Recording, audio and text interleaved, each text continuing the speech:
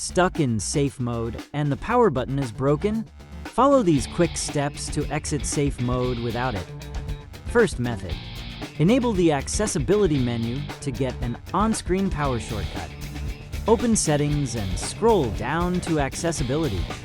Tap Accessibility menu and toggle it on. Confirm any permission prompts that appear. A floating accessibility icon appears. Tap it, choose the power icon, then select Restart. The phone will restart and return to normal mode. If accessibility isn't available, try the computer method next. Method 2.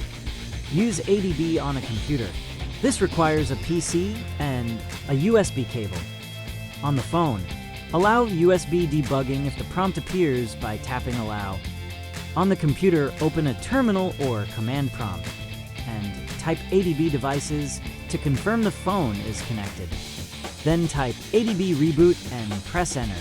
The phone will reboot and leave safe mode. If reboot doesn't work, try ADB reboot recovery. Then use the recovery menu to restart normally. That's it. Restarting exits safe mode.